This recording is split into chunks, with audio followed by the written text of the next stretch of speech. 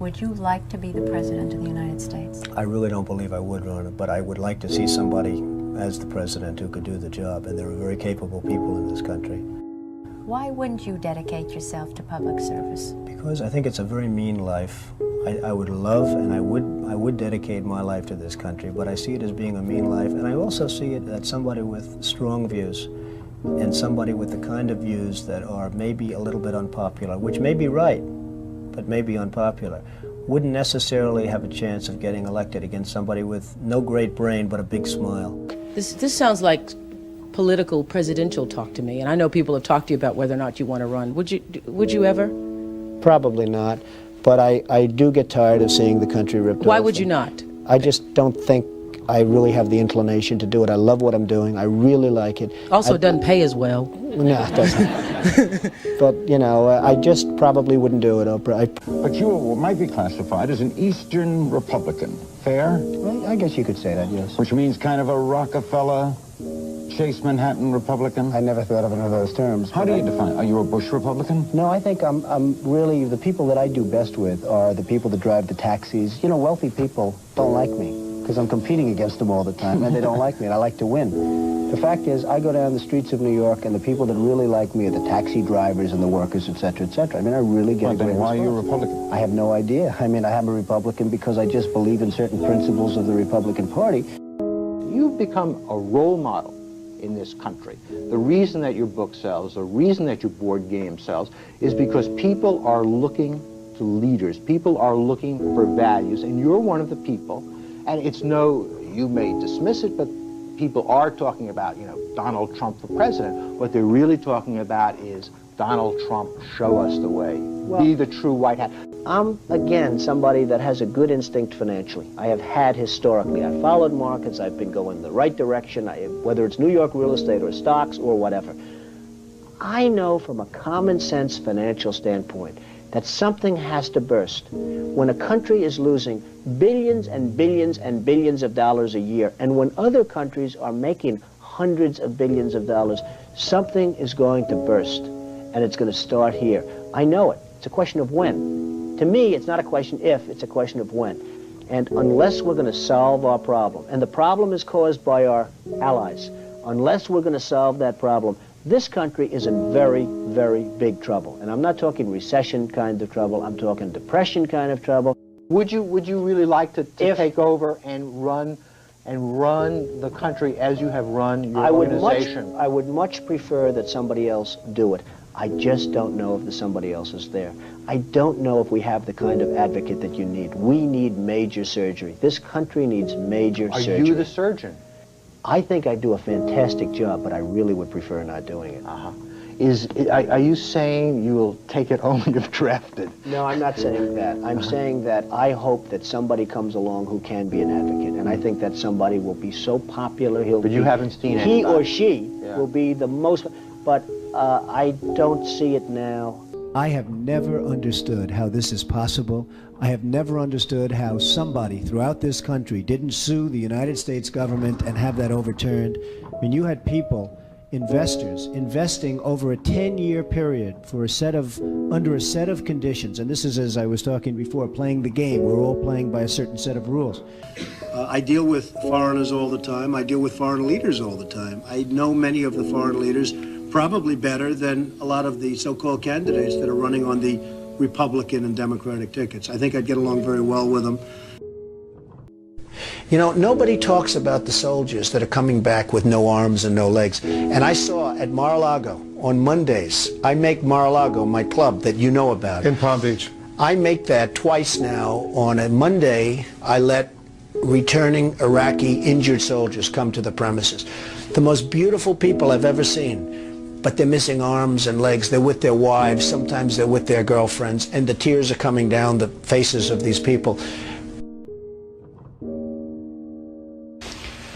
Well, I just hate what's happened to this country. We've gone to a country that's no longer respected. We're in a war that we should have never... And by the way, I'm worse than any hawk there is in terms of military and in terms of defending ourselves. But Saddam Hussein didn't knock down the World Trade Center. He had nothing to do with it. And there were no weapons of mass destruction. The other day, the head of 3M said that President Obama is anti-business. Do you get the same feeling that he does? Well, I don't know that it's anti-business or he just really doesn't know exactly what to do. But I'll certainly do whatever is necessary and however I can help, whether they want me to make speeches, whether they want me to contribute, raise money, I'll do whatever I have to do. We need somebody great as a president. I know that you were mentioning that Aaron and I did a kind of an interesting video not that long ago in August about how things have fallen apart. But at that point, the only people who were saying it were us and you. I was saying it. I was saying it a long time ago. And frankly, they're talking about 50 basis points. I think you should drop it a point, a full, solid 100 basis points, and just sit back and see. And I was actually looking at somebody, a gentleman from Goldman Sachs was saying 175. Right. So that's going to be interesting. But I think that's ultimately going to be happy. And it would be nice if Ben could get now ahead of the curve instead of always being behind the curve. He's behind the curve. Say what you want about Alan Greenspan.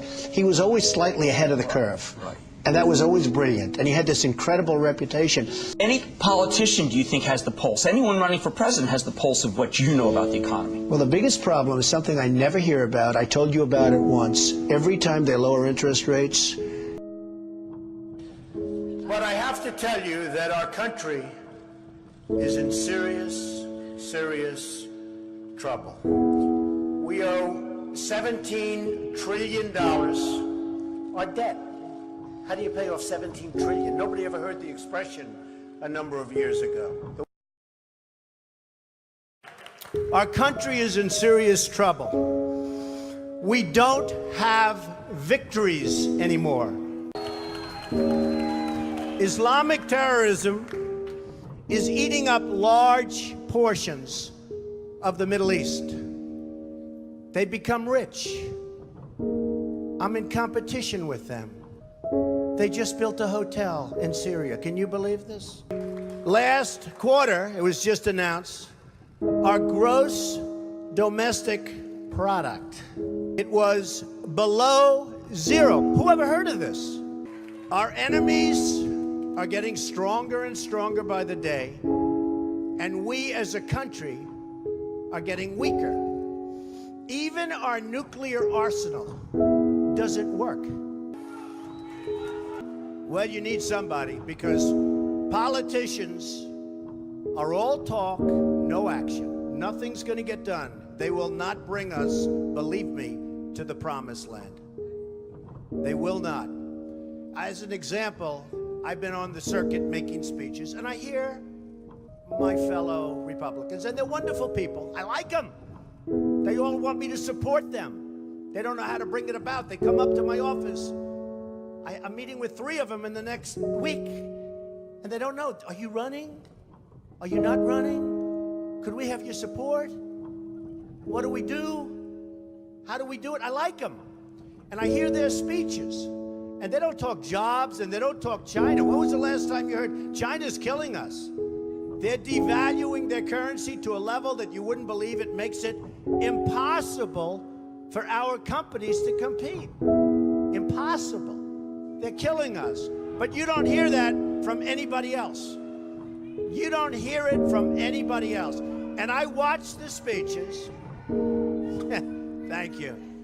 I watch the speeches of these people, and they say, the sun will rise, the moon will set, all sorts of wonderful things will happen. And people are saying, what's going on? I just want a job. Just get me a job. I don't need the rhetoric. I want a job. So I've watched the politicians. I've dealt with them all my life. If you can't make a good deal with a politician, then there's something wrong with you. You're certainly not very good. And that's what we have representing us. They will never make America great again. They don't even have a chance. They're controlled fully by the lobbyists, by the donors, and by the special interests, fully. They control them. Hey, I have lobbyists, I have to tell you. I have lobbyists that can produce anything for me. They're great. But you know what? It won't happen. It won't happen. Because we have to stop doing things for some people, but for this country, it's destroying our country. We have to stop, and it has to stop now.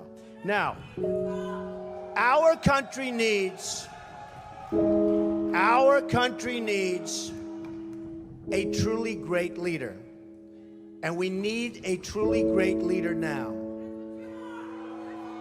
We need a leader that wrote The Art of the Deal. We need a leader that can bring back our jobs, can bring back our manufacturing, can bring back our military, can take care of our vets. Our vets have been abandoned.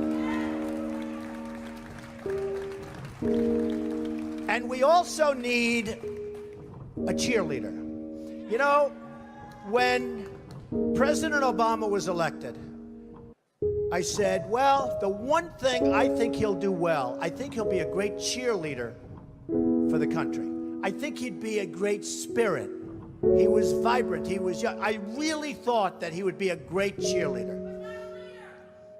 He's not a leader, that's true. You're right about that. But he wasn't a cheerleader. He's actually a negative force. He's been a negative force. He wasn't a cheerleader. He was the opposite. We need somebody that can take the brand of the United States and make it great again. It's not great again. We need somebody. We need somebody that literally will take this country and make it great again. We can do that. And I will tell you, I love my life. I have a wonderful family. They're saying, Dad, you're going to do something that's going to be so tough. You know, all of my life I've heard that a truly successful person, a really, really successful person, and even modestly successful, cannot run for public office. It just can't happen. And yet that's the kind of mindset that you need to make this country great again. So, ladies and gentlemen, I am officially running for President of the United States, and we are going to make our country great again.